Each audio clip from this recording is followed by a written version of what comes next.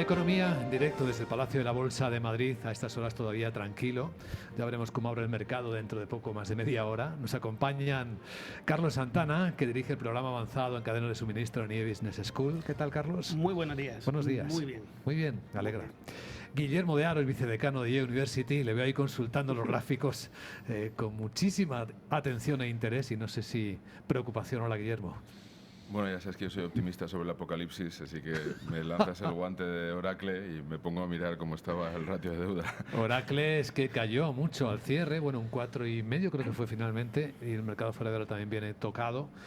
Y no sé qué pasó con Oracle, pues lo mismo que con el resto de las tecnológicas, ahora lo comentamos. Está explotando, está desinflándose, no explotando, elijamos bien las palabras. Está perdiendo algo de aire en la burbuja de la inteligencia artificial. Hay algo que se nos está escapando, además de ese poquito de aire, con las salidas de inversores que pueden estar rotando posiciones. Hablaremos de ello en la gran tertulia, por supuesto. Gonzalo Garnica es consultor empresarial. ¿Qué tal, Gonzalo? ¿Qué tal, Vicente? Yo creo que lo que se está produciendo ahí es una corrección. Es que, claro, están en niveles estratosféricos. Pero quiero recordar que hace unos meses decíamos que Nvidia, por ejemplo, que estaba a 130, estaba excesivamente alta, corrigió, cayó a 90 y ahora creo que está ¿a cuánto? A 200. Claro, nos parecía una burrada que capitalizara 4 billones de 4 millones de millones, 4 billones europeos de dólares, y ahora creo que ya capitaliza 5, ¿no? Y ahora que es lo mismo, está en unas cotizaciones brutales, ¿no? Entonces yo creo que es más una corrección que una caída estructural de las cotizaciones, ¿no? Es un conjunto. Si miramos a Oracle, ¿qué le duele a Oracle? Porque ayer fue la más castigada, efectivamente. En un día perdió algo más del 4%. En lo que va de año todavía está en positivo, sube un 31%. Es verdad que tuvo un momento bello, ¿no? ¿Cuándo fue ese momento bello? Pues fue, si no recuerdo mal, a principios, en las primeras semanas de septiembre, cuando se publicó que su nube iba a dar un buen servicio a la inteligencia artificial, si no me falla la memoria. Pero claro, es que lo malo que tienen periodistas y analistas es que empiezan a examinar las cuentas y puede ser, Guillermo, que alguien se haya hecho una pregunta. Esto es uno de los ejemplos del famoso cuento El Rey Desnudo. Oye, ¿cuánta deuda tiene Oracle? ¿Cuánto dinero debe comparado con los demás y respecto a su negocio? No se te puede enseñar un gráfico, Luisby, ¿eh? Es que veo que vienes con él, ¿eh? Vienes con él. Llevábamos tiempo hablando de él, sí. El caso de Oracle, espera que ya lo saco aquí. Pero vamos, es que está muy por encima, destacadamente en su ratio de endeudamiento respecto a otras empresas competidoras, que podemos considerar competidoras o de tecnológicas, ¿no? Esto es Bloomberg de septiembre, del 16 de septiembre, y el ratio de deuda equity estaba por encima del 500%. 500%. Sí. Después seguían IBM y Apple, que estaban alrededor del 200. Y Nvidia, que comentaba Gonzalo, estaba pues por encima de 10. Nvidia, Tesla, Google, Salesforce. Es que ese es un elemento clave, ¿no? Porque solemos mirar principalmente a la capitalización bursátil, a cómo se comporta en el mercado de valores una compañía tecnológica. Hasta ahora recordemos que las subidas a máximos históricos hasta la semana pasada casi, en un 40% del mercado americano se debía a las tecnológicas, a las 7 magníficas principalmente. Sí. Pero ahora, a pesar de que están corrigiendo lo suyo, estamos también cerca de máximos históricos, lo que significa rotación al menos, ¿no? Sí. Entiendo. Sí, ese es el análisis. Comparémoslo con lo que está pasando con la bolsa española, que también está en máximos históricos, pero que los máximos históricos que estamos alcanzando son los que habíamos alcanzado ya en el 2007. Bueno, pero hay que descontar dividendos para no hacernos trampas. Sí, pero entonces, con eso que se llama el retorno total, el total retorno, también quien invirtiera en 2007 en la bolsa española sigue palmando dinero. Pero ganaría un 120% con dividendos. Value Investor. O sea, Telefónica valía 100.000 millones y ahora vale 20.000, y en cambio Zara, que valía 20.000 millones, ahora vale más de 100.000. Entonces, o sea, el mix ha cambiado en algunas ocasiones, en otros no, porque bueno, los otros, por ejemplo, los valores bancarios pues siguen teniendo mucho peso, ¿no? Pero bueno, o sea, ahora mismo la bolsa española, yo creo que el IBEX ha pasado de una capitalización de un billón de euros en este caso, O sea que eso es más o menos la quinta parte de lo que vale solamente un valor de la bolsa americana. Nvidia. Nvidia. Todo el Eurostoxx vale más o menos lo mismo que Nvidia. Y el mercado bursátil norteamericano creo que es algo así como 12 veces más grande que el europeo, ¿no? Bueno, pues esto es un poco la clave, vamos, para mí la clave es una de lo que explica lo que está pasando en el mundo, por aquí los americanos, por allí los chinos, y Europa pues no se sabe dónde, ¿no? No se sabe dónde. Y tampoco se va a saber cuándo, porque parece que se quiere poner las pilas Europa, pero cada vez que se los quiere poner, por ejemplo, con lo que decía el informe Draghi, pues como es una burocracia, se vuelve a reburocratizar todo lo que se ha intentado antes desburocratizar, y ahí estamos en estos asuntos, claro. Hablando de China, y esta es una historia que seguro Carlos Santana puede comentarnos bien, el ministro chino de Exteriores, Wang Wentao, esto ha ocurrido hace unas horas, le ha pedido al ministro español de Economía, Carlos Cuerpo, que intente ayudar a China a resolver el conflicto con Nexperia. Recuerdo el conflicto en Nexperia, el contexto para nuestros oyentes espectadores. Nexperia es una empresa que tiene matriz china, fue comprada por Wintec, por una empresa china, pero es una empresa holandesa. De hecho, eso fue un spin-off en su momento de Philips, si no recuerdo mal, ¿no? Fabrica chips. De hecho, la mayor parte de los chips que llevan nuestros coches los fabrica Nexperia. ¿Y qué ocurrió? Pues que el gobierno holandés, contra casi lo que era culturalmente normal en el país, decidió intervenir Nexperia porque no estaba muy seguro de las prácticas de esta compañía en términos de seguridad nacional, seguridad tecnológica nacional. Destituyó al CEO, esto ocurrió hace ya bastantes semanas. Intervino la empresa. Y claro, se dio cuenta tarde que los chips son chinos y que la industria automovilística de toda Europa depende de esos chips. Se produjo un corte en los suministros, las empresas automovilísticas europeas dijeron, horror, que tenemos que parar todo. Y bueno, ahora se está intentando descongelar, pero la empresa sigue intervenida, ¿no? Esto fue bastante curioso y está bien que vuelvas a dar un poco de contexto, porque en el momento que sucedió, recuerdo además que lo estuvimos comentando en una tertulia y anunciaban directivos de Volkswagen, tranquilidad, tenemos suministros para una semana más, ¿no? Ponía sobre la mesa la búsqueda o el poco espacio que tienen las empresas europeas para pivotar en cambio en casos de disrupciones, ¿no? Ahora habían anunciado en una nota queriendo lanzar tranquilidad a los mercados que tenían stock hasta diciembre, leía yo esta mañana sí, en el The Economist. Hasta las Navidades llegan. Hasta sí. las Navidades llegan, pero el caso es que es un problema grande, es decir, no estamos midiendo las consecuencias de la pegada, de la profundidad, de hasta dónde puede llegar el posicionamiento chino en cadenas de suministro. Decía Gonzalo bien que estamos entre dos aguas, ¿no? Bailando en Europa, el lado del mercado de ciertas habilidades americanas y por arriba tenemos a los chinos. Hay una cosa que hablamos nosotros muchos en la universidad, en los cursos ejecutivos, y es a la hora de valorar si uno tiene que algún proceso sacarlo fuera de su área de expertise, fuera de su casa, el famoso outsourcing, ¿no? Sí. Sobre el que se han construido la globalización de la que vivimos ahora.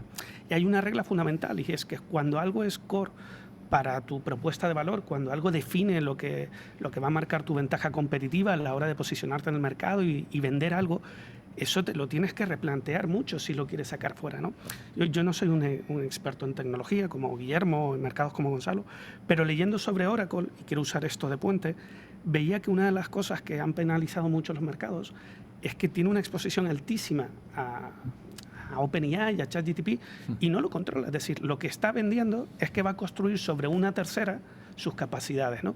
Y ahora volviendo a la industria del automóvil, hemos digitalizado todo a tal punto que las luces, la climatización, el inflado de los neumáticos dependen de chips, dependen de microchips que no son de alta generación, pero un coche tiene entre 1.000 y 3.000 chips. Y Nexperia tiene, creo, si no recuerdo mal, ahora corregimos, cerca del 60% del mercado. Estás hablando que si una empresa como esta se rompe, los coches europeos se dejan de fabricar. Sí. Y esto no se puede hacer sin un plan. ¿Qué plan tenemos? ¿Cuál es el plan B? ¿Cuál es el plan B? De momento, lo que está contando Global Times, un diario chino, Sí. un diario digital chino, es que China está acusando a Países Bajos de una interferencia administrativa indebida en el caso que califica de violación del espíritu de contrato y causa de la inestabilidad en la cadena global de semiconductores que se está produciendo ahora mismo. Global Times, la versión en inglés del People Daily, el periódico del partido, titulaba ayer también que España es el único país normal del mundo que mantiene relaciones con China. Entonces, es un periódico, yo he escrito en el Global Times, pero que hay que Nadie es perfecto. Nadie, no. Bueno, pero bueno, hay que leerlo como hay que leerlo, ¿no? Y es bueno entender la posición china sobre determinados En todo temas. caso, para darle contexto también a lo de la posición de China respecto a España, tenemos un déficit comercial a nivel mundial en comercio de bienes, no de servicios, de unos 40.000 o 42.000 millones, y el déficit comercial que tenemos con China es de 40.000 o de 42.000 millones. Hasta agosto, hasta el 31 de agosto, mirad ayer las cifras, le hemos comprado a China por importe de 26.000 millones. El año pasado fue por importe de 23.000 millones. Con los convenios que acabamos de firmar, un subirá, 13% ¿no? Ha subido nuestras compras, nuestro déficit comercial con China. Y entonces ahora mismo, hacia fin de año, lo estaremos comprando, pues eso, 45.000, 46.000 millones, le vendemos 5.000. Esa es la realidad del intercambio comercial entre China y España, que es que, o sea, todo el déficit comercial de la balanza de bienes española se explica por el que tenemos con China, incluyendo el déficit en la balanza energética, que como todos sabéis es nuestro talón de Aquiles, porque si no fuera por el déficit que tenemos en nuestra balanza energética, estaríamos en equilibrio, porque en lo que no es balanza no energética estamos empatados, ¿no? Luego estamos empatados a nivel mundial, porque lo que tenemos es un superávit fortísimo con Europa, gracias a nuestras ventas, sobre todo a Francia, a Portugal y a Italia. Con Alemania tenemos déficit, pero bueno, tenemos un continente en el que somos fuertemente superavitarios, que es Europa. Ahora, Gonzalo, si no le comprásemos a China, incluso padeciendo ese déficit comercial, habría que ver qué prima de inflación estaríamos pagando los ciudadanos, ¿eh? Claro, es que esa es la otra cara de la moneda, ¿no? Es decir, que o sea, compras a China porque los productos que llegan allí son más baratos y por lo tanto contribuyen digamos, a moderar la inflación. Y bueno, y luego pues tiene otra serie de efectos que pueden ser hasta positivos, ¿no? Pero en cualquiera de los casos, digamos que a menor escala, España tiene con China el mismo problema que tienen los americanos, que llegan a tener un déficit comercial como de 500.000 millones. Bueno, pues ayer el Ecofin va a ayudar a reducir el déficit comercial porque ha decidido eliminar la exención de derechos de aduana. Hasta ahora, los pequeños paquetes que venían de China, esto también formó parte de la negociación comercial con Estados Unidos, los pequeños paquetes que venían de China, los que se compran en AliExpress, a Temu, a Shein también, los que valen menos de 150 euros, en aduana pasaban de largo, es decir, no había control de aduana, no se pagaban derechos. Pues a partir de ahora, los ministros de Economía de la Unión Europea han dicho que sí, que también estos. Pero esto llevaba sobre la mesa mucho antes de al menos en Europa, antes de que Trump lo pusiera sobre la mesa, antes del Día de Liberación en abril, eso ya estaba sobre la mesa en Europa. El momento, bueno, pues va muy en relación con lo que decías antes, de que le había pedido el ministro de Exteriores al ministro de Economía que interviniera por China aquí, ¿no?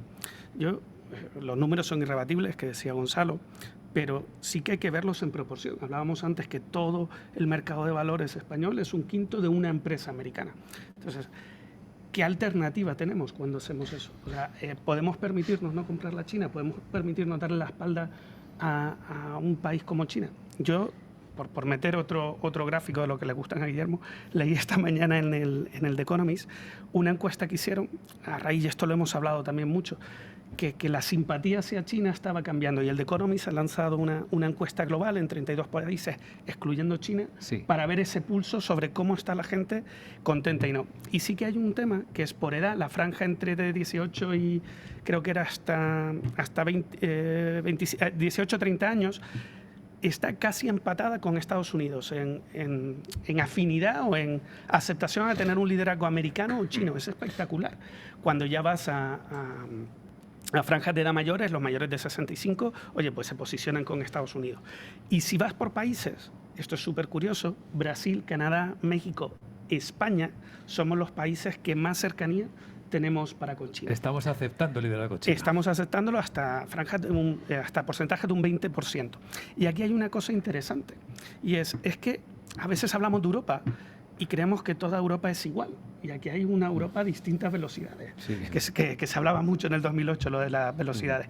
Y es que el riesgo, la exposición que pueda tener China para Alemania, para Holanda, que hablábamos ahora de Nexperia, no tiene nada que ver con España.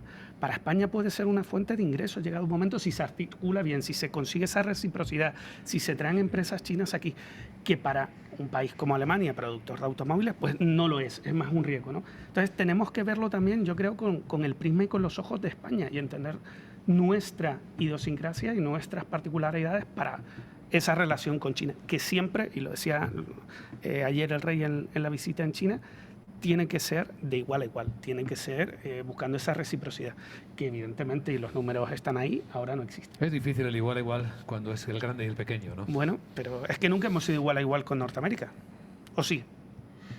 Sí, vamos a ver, o sea, yo me fijo mucho en las marcas publicitarias que hay detrás de cuando un futbolista hace declaraciones en televisión, ¿no? Y dice aquello de la verdad que y tal, ¿no?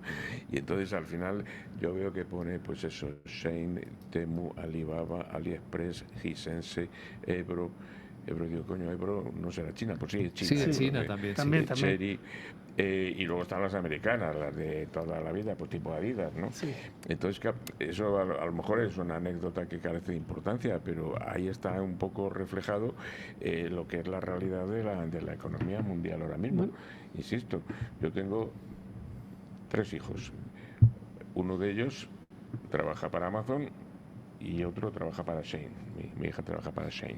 Vayas navidades te Tiene esperan, ¿eh? tiene No, pero repartido. quiero decir que es un dato, luego el tercero trabaja para una compañía de seguridad española. Pero quiero decir que también, bueno, lo decía el general de Gaulle, siempre que quiero saber lo que opina Francia me interrogo, ¿no? Porque tenía derecho, porque era más francés que nadie, ¿no? Pues a mí me pasa lo mismo, si quiero saber lo que pasa en la economía mundial, pues me fijo en lo que está sucediendo en mi familia, ¿no? Está bien eso. Pero mira qué curioso, todas esas marcas, para mí lo que reflejan, además de una presencia china en el exterior, es una necesidad. China ya no puede mantener el contrato social que tiene, el modelo de crecimiento de sociedad, si no sale al exterior. Es decir, hubo una época en la que China podía mirar para sí misma, pero ahora no. Ahora necesita, por imperativo, estar fuera, vender fuera, seguir creciendo. Entonces, esto también nos da a nosotros una negociación. Es decir, hay que entender qué somos, qué tenemos y cómo posicionarnos con ellos. No desde un punto de vista débil, sino, oiga, si usted está intentando vender más aquí, posicionarse más aquí, crecer, está llegando a un conflicto porque le nacionalizan una empresa, eso quiere decir que le duele. El lenguaje de China es el beneficio mutuo. Entienden muy bien ese tipo de conversación. Sí. Y probablemente sea la que funcione, ¿no? Bueno, a ver, en primer lugar, para mí lo que es fascinante de todo esto es ver la teoría económica plasmada en la realidad. Como un país que, bueno, pues empieza con, no voy a decir sustitución de importaciones, ¿no? Pero empieza prácticamente con, pues tenemos mano de obra barata, quieres venir aquí, tenemos un mercado muy grande, pero si quieres entrar aquí, las empresas tienen que tener un 51% de capital local, con esto desarrollo ese mercado interior. Supuestamente ibas a entrar a ese mercado interior, pero no terminas de entrar, entonces empieza a exportar y llega un momento en el que la gente en China, que recordemos siempre, está muy contenta con el gobierno, 800 millones de personas han salido de la pobreza y son clase media creciente. Entonces, ahora mismo, pues mantener ese contrato social implica pasar a la internacionalización. Ya no la exportación, sino el salir y instalarte en otros países, como hicieron las empresas americanas en su momento, que también aquí tenemos mayoría de coches americanos, fábricas de coches americanos, etcétera. Ahora bien, es cierto que el modelo americano quizás ha sido más de repartir juego y vemos a directivos españoles liderando empresas multinacionales, mientras que quizá el modelo asiático es más de, bueno, sí, yo entro en diferentes países, pero yo prefiero que el management sea mío y los directivos sean míos y mantener esa cultura mía. Quizá lo de Holanda ha sido un extremo muy grande y el planteamiento hubiera sido, oye, mira, en empresas estratégicas vamos a hacer como hacéis vosotros, el 51% es local y el 49% es vuestro, no te saco completamente, pero vamos a mantener el mismo modelo. Ahora que tú quieres hacer lo que nosotros hicimos en su momento, lo deberías aceptar. Pero bueno, eso es el juego. Yo intentaría ir un paso adelante, ese recorrido, y lo comparto contigo en líneas generales. Primero fuimos allá a producir barato, luego dijimos, oye, qué mercado tan interesante, y ahora que nos están ellos dando la innovación, nos asustamos, ¿no? Yo creo que ya no estamos en China, el famoso In China for China, por el mercado chino. Hay que estar en China para estar donde estén las empresas chinas, han concentrado parte de la cadena de valor y están vendiendo sus coches, sus productos, su tecnología en terceros países. Ahora, si sales de ese estándar chino muchas veces de fabricación, como el del americano, oye, está fuera. Ya no es in China for China, es en China para el sur global, para el resto del mundo. Yo creo que esa visión nos tiene que cambiar. Y ya no solo oye, pues yo quiero controlar. Sí que entiendo y comparto además la transferencia de tecnología, que es lo que hizo China durante mucho tiempo. La idea no era, quiero controlar que seas aquí, quiero aprender a hacer coches para, mira, cómo nos los están haciendo ahora, ¿no? Nosotros, si tenemos empresas aquí, lo que tenemos que es tener esa transferencia de tecnología, ponernos las pilas, ir a ciertas cosas, pero tenemos que identificar algún sector donde ser más fuerte, porque estamos apostando por ciertas tecnologías. Y es que no tenemos centro de datos, los tienen los americanos. Estamos apostando por el coche eléctrico y la transición verde y no tenemos placas solares ni coches, lo tienen los chinos. Oye, hablaba antes, y lo usaba en LAS, el tema del outsourcing. De lo que vayamos a vivir, eso hay que controlarlo bien. ¿De qué vamos a vivir? De turismo. Y pues los turistas no son ni siquiera europeos. Coño, es que no, perdón, tú no puedes sacar una capacidad que es core a tu propuesta de valor. Y ahora mismo están montando palos de ciego. Últimos minutos de la gran tertulia de la economía para dar una pincelada de cómo está la economía en España. El informe de sostenibilidad que citamos hace un instante en conversación con el CFO del Sabadell es un informe sobre sostenibilidad financiera. Y también publica como sus notas a cómo está la salud financiera de las familias, de las empresas y de las administraciones públicas. Y verán lo que dice. Aprobado general para hogares, o sea, sus personas, aprobado general para las empresas, suspenso completo para las administraciones públicas. En estos puntos, en el caso de los hogares, habla de una evolución favorable de la renta, del empleo y de la riqueza, de un nivel de endeudamiento históricamente bajo en los hogares. Nos hemos desapalancado, hemos devuelto nuestros créditos y unos menores tipos de interés, claro, que contribuyen a la reducción de esta carga financiera, que se prevé además que en los próximos años seguirá en nivel moderado.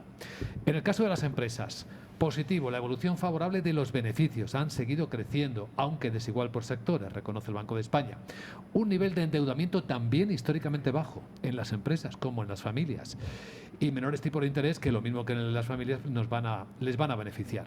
¿Qué ocurre en el sector público? Lo contrario. Nivel de endeudamiento alto, presiones al alza sobre el gasto público, tanto en defensa, por razones demográficas, etcétera. Indefinición de los planes de consolidación fiscal. Pensemos que tenemos un gobierno que dice que gobierna, porque no gobierna, no tiene presupuestos. Y bueno, hay vulnerabilidades físicas en numerosas economías de importancia sistémica global. Así que es contraste fuerte. Rajoy, una de las cosas que hizo bien fue bajar la nómina de empleados públicos de 3,5 millones a 3 millones. Eso antes hablábamos, Alberto Nadal lo hizo, siendo secretario de Estado del Presupuesto y Gasto Público.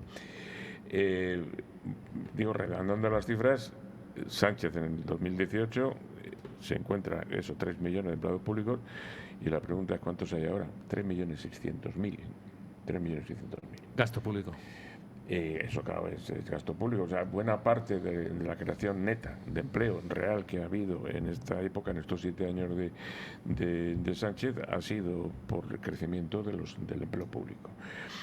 Segundo, se podía haber aprovechado ese crecimiento que hay del PIB pues para reducir la ratio de deuda PIB. Se aprovecha para recaudar más, ¿eh? Se aprovecha. Claro, se ha aprovechado la progresividad en frío, sí que hay. La última vez que se deflactó la escala de gravamen fue en el 2008, lo hizo Solbes en los últimos meses de su mandato. Madre mía. Entonces, qué atrás en la historia. No se ha deflactado la escala de gravamen, con lo cual, bueno, pues así se han creado nuevos impuestos, etcétera, ¿no? Bueno, nosotros entonces, no podemos deflactar más el tiempo que dedicamos a introducir a nuestros oyentes espectadores sobre lo que viene hoy en los mercados, que es lo que van a hacer enseguida Laura Blanco y Sandra Torrecillas.